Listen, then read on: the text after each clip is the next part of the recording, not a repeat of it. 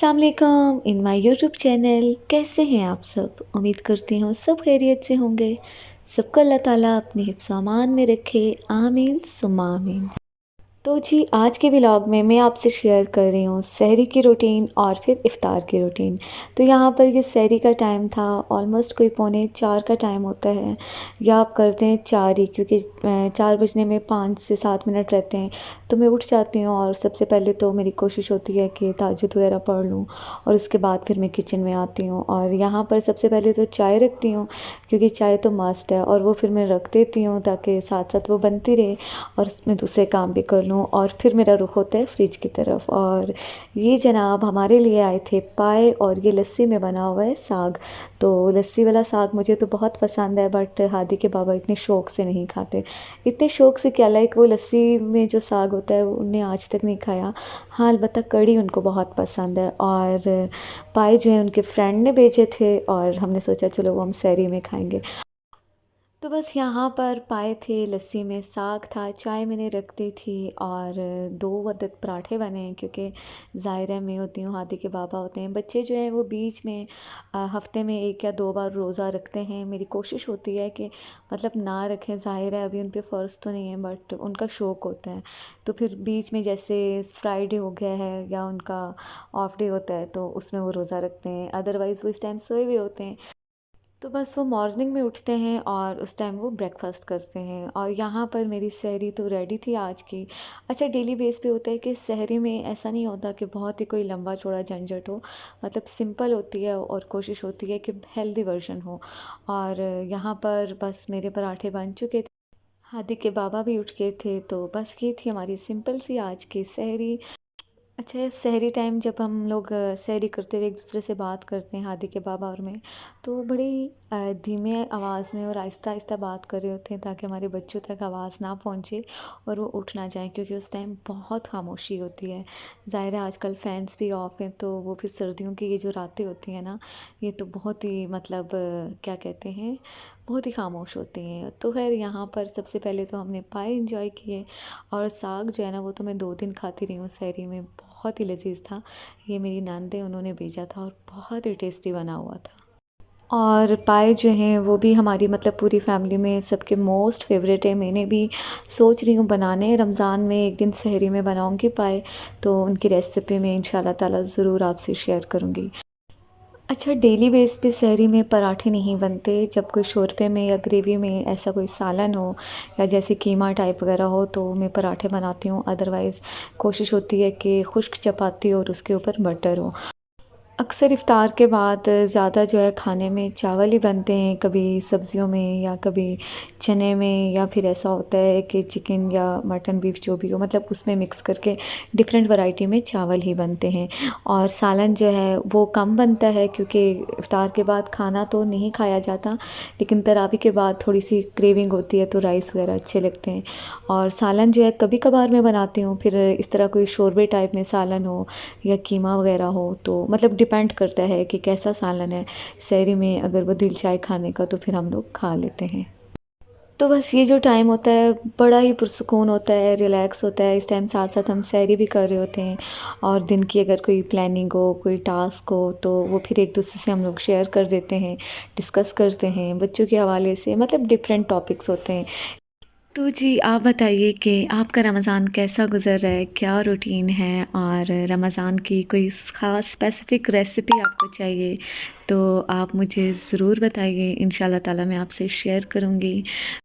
हमारा रमज़ान माशाल्लाह बहुत अच्छा जा रहा है, क्योंकि मुसलसल गर्मियों के रोज़े हम लोग रखते रहे हैं, और इतने टाइम बाद एक रमज़ान का ऐसा मौसम आया है जिसमें ना ही शिद्दत की गर्मी है और ना ही सर्दी है, लाइक के बीच का मौसम है। तो इस वजह से जो हमारा एनर्जी लेवल है ना वो बरकरार रहता है, क्योंकि होता ये था कि गर्मियों के रोज़ों में असर के बाद ज़ाहिर है पानी की कमी हो जाती थी, और बिल्कुल जो है ना एनर्जी डाउन हो जाती थी अपने अंदर से। तो इस बार ऐसा कुछ भी नहीं है, और सहरी भी हो रही है, क्योंकि सहरी में मौसम थोड़ा ठंडा ठंडा होता है, तो फिर सहरी जो है ना अच्छी हो जाती है। तो बस यहाँ पर पाए थे तो उसकी वजह से पराठा जो है ना मतलब मैंने पूरा ही खा लिया था और ऑलमोस्ट हमारी सहरी यहाँ पर हो गई थी। ये थी सहरी की रूटीन और चाय वगैरह पीऊँगी अब। चाय के बाद इतना टाइम होता है कि बस टूथब्रश वगैरह करना होता है, वज़ू बनाना होता है और उसके बाद 1 से 2 गिलास पानी पीने का टाइम होता है और फिर अज़ान हो जाती है। और साथ ही अज़ान होती है, मैं नमाज़ वगैरह पढ़ लेती हूँ, टाइम होता है उसके बाद तो थोड़ी देर कुरान पाक पढ़ती हूँ क्योंकि ज़ाहिर है अर्ली मॉर्निंग वैसे आदत है उठने की, उठना भी होता है, स्कूल जाना होता है, बच्चों की एक अपनी रूटीन है। तो बीच में 1 से 1.5 घंटा होता है जो आराम का होता है। तो बस यहाँ पर किचन वगैरह भी समेट लिया था, समेटने के बाद ही मैंने सोचा मैं आपको दिखा दूँ कि मुझे आदत है कि किचन हमेशा मैं समेट के सोती हूँ, चाहे सुबह हो, दिन हो, शाम हो, साथ-साथ में किचन जो है ना नीट करती रहती हूँ। कभी भी मैं मतलब बर्तन वगैरह धोना या किचन का कोई काम जो है ना ऐसे पेंडिंग नहीं छोड़ती। तो जी आज रमज़ान के हवाले से जो ख़ास रेसिपी मैं आपसे शेयर कर रही हूँ वो है जी पिज़्ज़ा बॉम्ब्स, पिज़्ज़ा बॉल्स या चिकन स्टफ़्ड बन्स जो भी आप कह दें। तो यहाँ पर 1 कप में थोड़ा-सा मैंने नीम गर्म पानी लिया है, उसमें मैंने इंस्टेंट ईस्ट ऐड की है और 1 टीस्पून शुगर ऐड करके रख दिया है।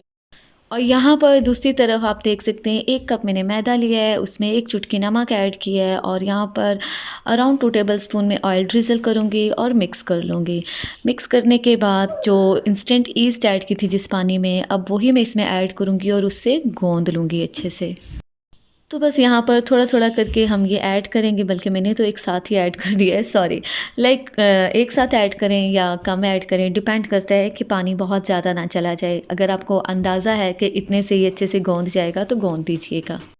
तो बस यहाँ पर डो को राइज़ होने के लिए रख देंगे और दूसरी तरफ यहाँ पर अब मैं स्टफ़िंग रेडी कर रही हूँ। 2 टेबलस्पून मैंने ऑयल ऐड किया एक पैन में, चॉप्ड 1 टेबलस्पून मैंने लहसुन ऐड किया है, चिकन चंक्स ऐड कर रही हूँ और यहाँ पर इनको इतनी देर कुक करूँगी कि चिकन का कलर पिंक टोन से वाइट टोन पे आ जाए। तो उसके बाद बहुत ही सिंपल से स्पाइसेस जाएँगे इसके अंदर। यहाँ पर अब आप देख सकते हैं अकॉर्डिंग टेस्ट नमक, दड़ा मिर्च जो कि होती है चिली फ्लेक्स और साथ में काली मिर्च ये ऐड कर रही हूँ। स्पाइसेस आप अपने टेस्ट के अकॉर्डिंग कम या ज़्यादा कर सकते हैं या इसके अलावा मज़ीद कोई स्पाइसेस चाहें तो आप वो भी ऐड कर सकते हैं। कोई मतलब कैद नहीं है कि बस यही ऐड करना है। और इसके बाद चिली सॉस, सोया सॉस और विनेगर ऐड कर रही हूँ। तो यहाँ पर चिकन को इतनी देर के लिए कुक कर लूँगी कि ये टेंडर हो जाए और मज़ीद इसमें सब्ज़ियाँ भी जाएँगी जिसमें आप उसके लिए यहाँ पर सबसे पहले मैं ऐड कर रही हूँ डाइस कटिंग प्याज जो कि एक मीडियम साइज़ थी, डाइस कटिंग ही कैप्सिकम यानी कि शिमला मिर्च जो कि मीडियम साइज़ थी और एक मीडियम साइज़ टमाटर जिसका गूदा मैंने निकाल दिया था और 1 टेबलस्पून कटे हुए ऑलिव्स ऐड कर रही हूँ। तो बस यहाँ पर हमने मैक्सिमम 4 से 5 मिनट इनको कुक करना है बिल्कुल स्लो फ्लेम पे और उसके बाद चूल्हा बंद कर दूँगी ताकि बैटर भी ठंडा हो जाए, सॉरी हमारी ये स्टफिंग भी ठंडी हो जाए। और यहाँ पर दूसरी तरफ आप देख सकते हैं डो भी हमारी अच्छे से राइज़ हो गई है। अब आते हैं अपने नेक्स्ट स्टेप की तरफ। यहाँ पर डो को मैंने ले लिया है, एक बड़ा सा पेड़ा बना लिया है, अब उसको बेल दूँगी। बेलने के लिए यहाँ पर इसकी थिकनेस आप चेक कर सकते हैं, कुछ इस तरह से है। तो कोई भी गोल सांचा ले लें, कप ले लें, गिलास ले लें, एज़ यू लाइक। तो यहाँ पर सर्कल फॉर्म में हम इसकी कटिंग करेंगे, स्टफिंग ऐड करेंगे और इसके साथ आप चीज़ के स्लाइसेस वो भी ऐड कर सकते हैं। और यहाँ पर इसकी जो आउटर साइड है वहाँ से उठाते जाएंगे और ऐसे बॉल्स की शक्ल में दे देंगे। और अब मैंने एक अदद अंडा है उसको फेंट लिया है। फेंट लेने के बाद इन सभी बॉल्स के ऊपर ब्रशिंग कर लूँगी अंडे से। आप चाहें तो सिंपल दूध से भी कर सकते हैं, लेकिन जब हम अंडे से करेंगे ना तो इससे कलर इनका बहुत अच्छा आएगा। और उसके बाद सेसमी सीड्स यानी जो वाइट हमारे पास तिल होते हैं वो स्प्रिंकल कर देने हैं और अगर आप चाहें तो कलौंजी के चंद दाने वो भी स्प्रिंकल कर सकते हैं। उससे ये होता है कि एक प्रेजेंटेबल सी इसकी लुक आती है। तो बस यहाँ पर अब मैं इनको कर लूँगी बेक और बेक होने के बाद इनका जो टेस्ट है ना पूछे नेक्स्ट लेवल। मतलब मेरे बच्चों को तो ये बहुत ही पसंद है। अच्छा स्टफिंग जो है ना वो आपकी अपने पे डिपेंड करता है कि जैसी चाहे करें। तो बस यहाँ पर ये मेरी पिज़्ज़ा बॉल्स तो बन गई थी, बाकी वही जो रेगुलर हमारी होती है इफ़्तार में समोसे, पकोड़े, रोल वग़ैरह सब कुछ। तो यहाँ पर इफ़्तार का टाइम ऑलमोस्ट करीब था और साथ-साथ बस मैं टेबल जो है ना रेडी कर देती हूँ। मेरी आदत है हमेशा बर्तन जो है ना वो मैं पहले लगा देती हूँ क्योंकि मुझे पता होता है कि उनका ठंडा या गर्म होने वाली कोई कहानी तो नहीं है। बाकी साथ-साथ जैसी चीज़ें बनती हैं, तो आजकल टेम्परेचर इतना अच्छा है कि जैसे-जैसे चीज़ें जो भी फ्राई हो रही हैं या बन रही हैं, तो बच्चे भी मेरी हेल्प कर रहे होते हैं, साथ-साथ रख रहे होते हैं। और रमज़ान में रोज़ा तो बेसिकली हम बड़ों का होता है, लेकिन इफ़्तार जो है ना वो बच्चों की पसंद की बनती है। बच्चे बहुत एक्साइटेड होते हैं, एक पूरी लिस्ट बना के दे रहे होते हैं।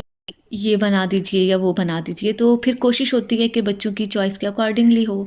तो फिर डेली बेस पे मैं उनसे पूछती हूँ कि 1 से 2 आइटम्स अपनी पसंद के बता दें। तो यहाँ पर साथ में मैंने मैक्रोनीज़ बना दी थी, चिकन और सब्जियों का मिक्स, और साथ में कल मैंने बनाए थे दही बड़े, और वो थोड़े से बचे हुए थे, वही बस अभी मैं यूज़ कर रही हूँ। बाकी स्ट्रॉबेरी जो है ना, उसको मैंने क्रीम में अच्छे से बीट कर लिया था, और फ्रूट चाट मैंने उसी का बनाया था, क्योंकि आयशा का कहना था कि पिंक कलर की फ्रूट चाट बनाए, तो मैंने कहा चलो हम ऐसे करते हैं। तो बस यहाँ पर अज़ान होने का टाइम ऑलमोस्ट होने वाला था, तो उससे पहले ही मैं बच्चों के बाउल्स वगैरह बना देती हूँ। ज़ाहिर है जो डालने में उनको थोड़ी-सी दिक्कत होती है, मेरी कोशिश होती है कि मैं खुद बना दूँ। तो बाकी फिर जो उनका दिल चाह रहा होता है वो खुद ही लेके अपना खा लेते हैं। तो बस यहाँ पर हमारी इफ्तार हो गई थी। तो जी, ये था आज का व्लॉग, जिसमें मैंने आपसे अपनी सहरी की रूटीन और इफ़्तार की रूटीन शेयर की। तो उम्मीद करती हूँ आपको अच्छा लगा होगा आज का व्लॉग। और अगर आप चैनल पे नए हैं या पुराने हैं तो काइंडली लाइक कर दीजिए, सब्सक्राइब कर दीजिए और शेयर कर दीजिए, और कमेंट करना मत भूलिए। यकीन जानिए कि बहुत अच्छा लगता है जब भी आप में से किसी का कोई कमेंट आता है, तो दिल से दुआ निकलती है। और दुआ से याद आया कि इस मुबारक महीने में ज़रूर हमें अपनी दुआओं में याद रखिएगा। तो बस उसके बाद फिर ये होता है कि इफ़्तार वगैरह करके किचन समेट के मैं कुरान पाक पढ़ती हूँ। अच्छा, रमज़ान में कुरान पाक पढ़ने की रूटीन ऐसी है, जैसे फ़जर के बाद, ज़ोहर के बाद, असर के बाद मैं नहीं पढ़ती, क्योंकि उसके बाद फिर मैं इफ़्तार की प्रिपरेशन स्टार्ट कर देती हूँ। और फिर मगरिब और इशा के बाद भी मैं ऑन एंड ऑफ कुरान पाक की तिलावत ज़रूर करती हूँ। तो बस यहाँ पर आज की वीडियो में स्टॉप कर रही हूँ। नेक्स्ट वीडियो इंशाल्लाह ताला यहीं से स्टार्ट होगी। दावत मैंने की थी, उसकी आपसे प्रॉपर व्लॉग बना के शेयर करूँगी। दुआओं में रखिएगा याद। अल्लाह हाफ़िज़।